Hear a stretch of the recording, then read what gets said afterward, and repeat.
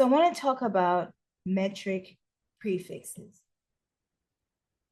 Metric prefixes help us to be more efficient with our numbers, and it helps us to minimize errors. So metric prefixes minimize errors from transcribing, right?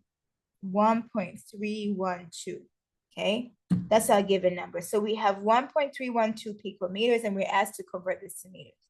So there's this implied rule or understood rule that you need one conversion for every metric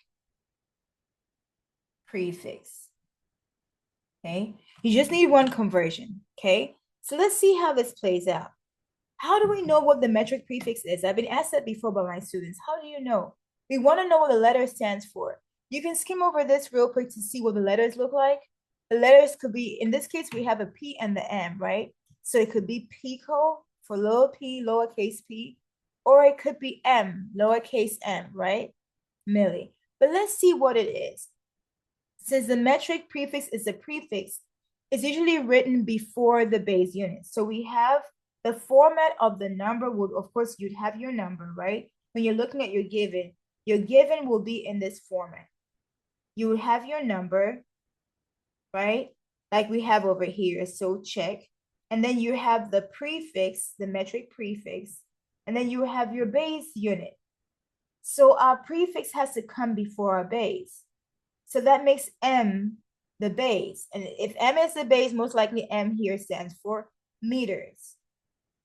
Okay. The other way you can recognize a base is because it repeats.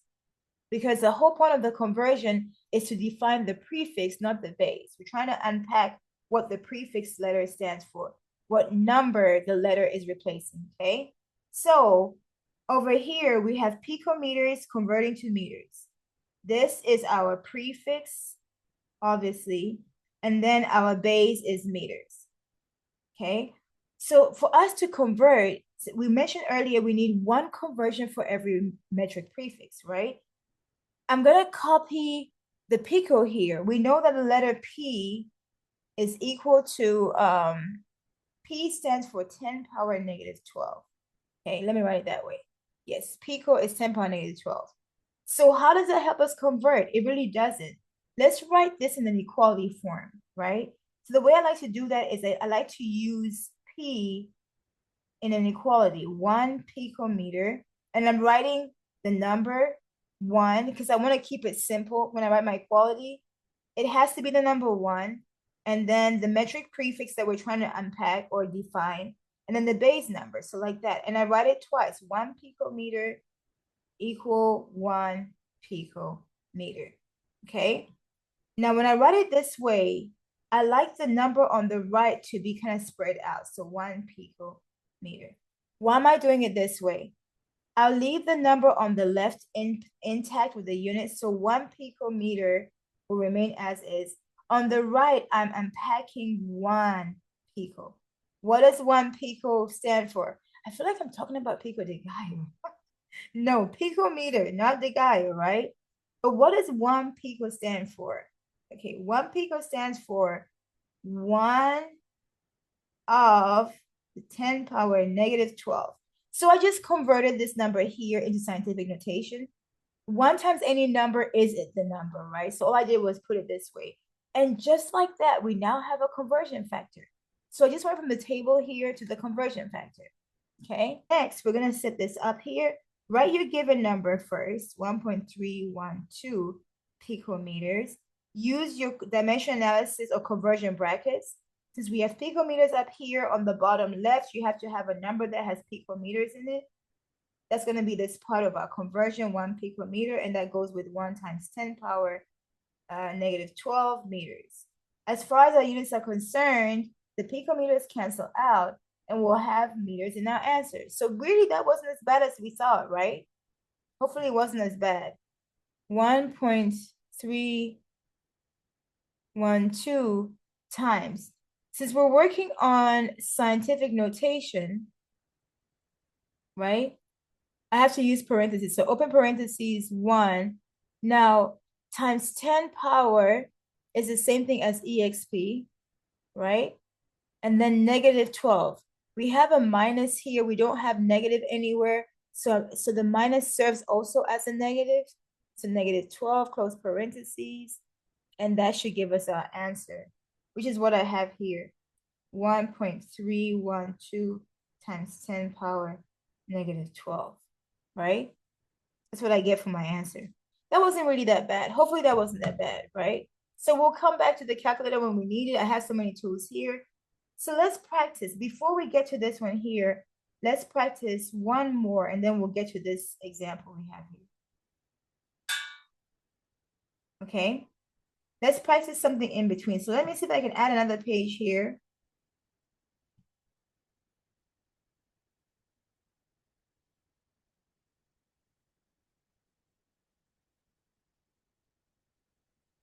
Okay, I'm trying to see if I can add a page. Something happened to where it doesn't show me pages. Okay, maybe I can copy this and move this down somewhere.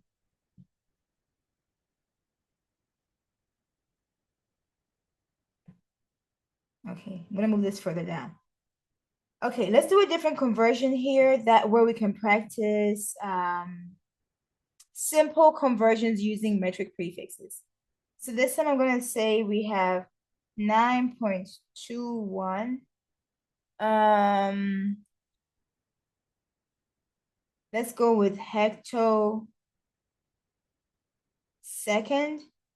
And we're converting this just to second. We're just once again trying to define what these metric prefixes stand for.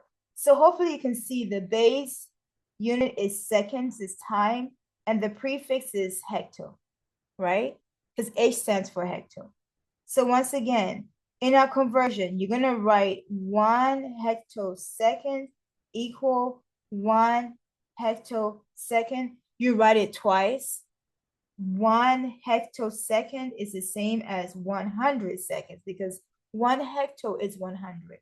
Okay, now that you replace the prefix with a number that is needed, you're ready to actually perform your conversion.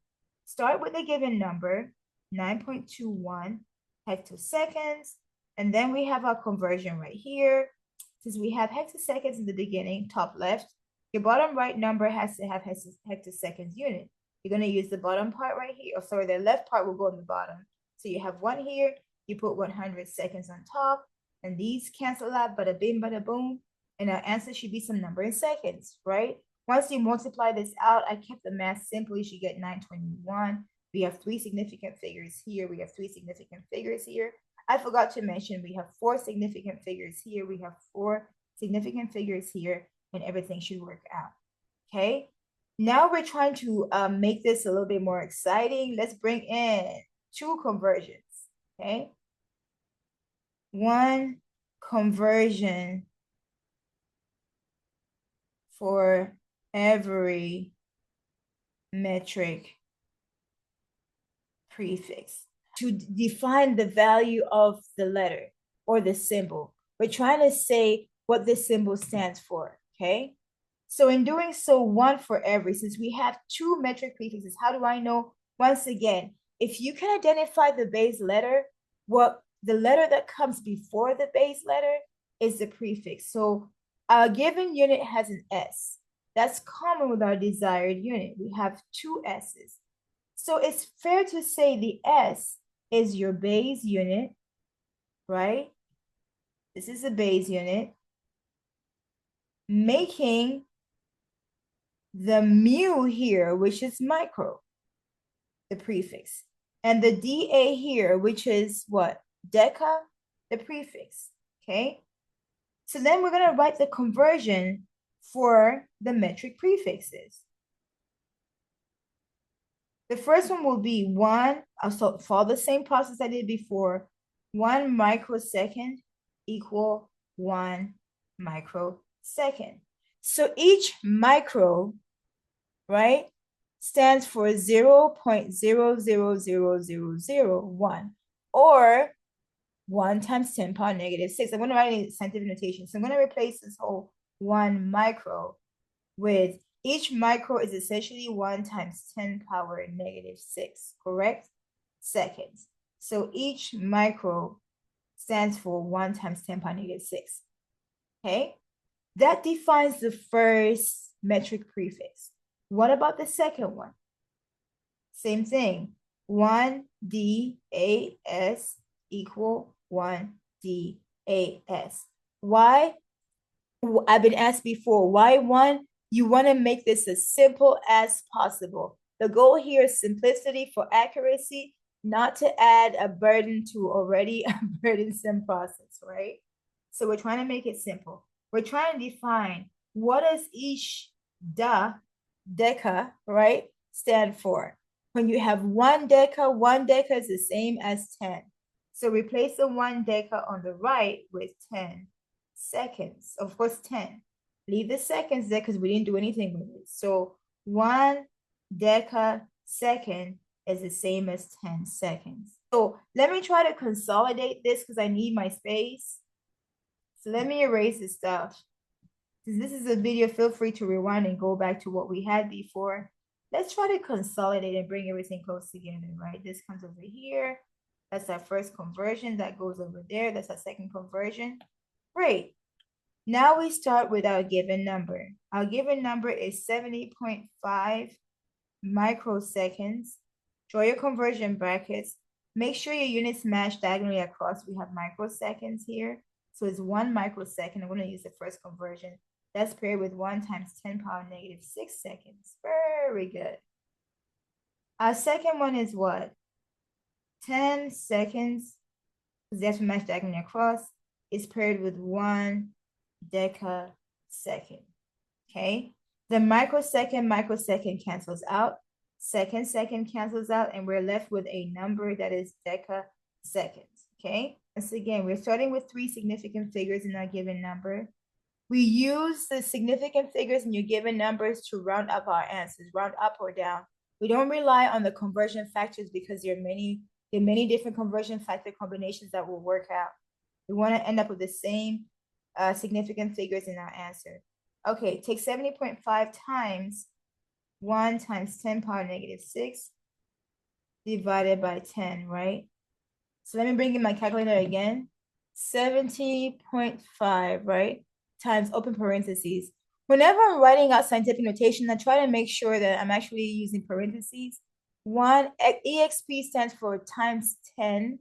So EXP, I already pressed that. That's times 10 power negative 6, close parentheses, divided by 10, right? All denominator numbers have to be divided. And so we end up with what? Okay, I'm ending up with a non-scientific number. Okay, let me type this on my calculator, 70.5 to verify times open parentheses 1 exponent negative 6 close parentheses divided by 10. And I end up with, okay, looks like it's 7.05 times 10 power negative 6. I wanted to verify that. 1, 2, 3, 4, 5, 6. Yep, same number. And this is going to be decaseconds. Okay. And here we have 3 significant figure numbers. Okay. Now I saved this one here for last. Okay. And this one here, ignore my excitement. I've been waiting for this all evening long. Ignore my excitement. For this next one here, please notice, okay? We're converting from our numerator units. Our base is liters, so it's the volume, right? Liters to liters. But we have 2 metric prefixes. And then the denominator has time conversions, right? So we have a lot going on here. So we were building up to this for a moment like this. Let's go through and define what the H is. Let's go through and define what the M is, and it should work out. So let's go over here to our left. As usual, in defining the metric prefixes, I'm going to write 1 HL equal 1 HL. We're going to define that. So each H, what is H? H is hecto. That's the prefix, right? So the one on the right gets replaced. 1H stands for, what is hecto? 100, right? So 1 hectoliter is equal to 100 liter. Okay, the hecto has been defined.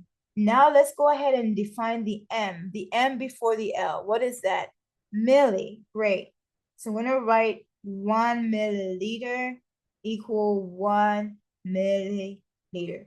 So each 1 m stands for milli, which is 0.001. So I'm going to replace the one on the right, and I'll put here 0.001 liter. Okay? In doing this way, I now have the conversions I need for my numerator, right? Remember the unit mapping I did in the previous conversion video? I'm doing that here. See how we have the hectoliter here? We have the hectoliter here, milliliter, milliliter again. Your units have to show up twice. Then we have a liter and we have a liter here. Okay. We're not done because we don't have a minute and an hour conversion. So let's go ahead and do the time conversion.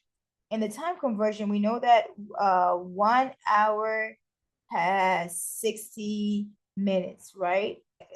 Well, really, this is all we need for the time because the hour here maps to this hour, the minute maps to this minute. So we really have all the conversions we need to perform this conversion. All the units have mapped twice. That means we don't need to bring in any more. You can if you want to, but it's not necessary. We have all the conversions we need. Let's go ahead and set this up.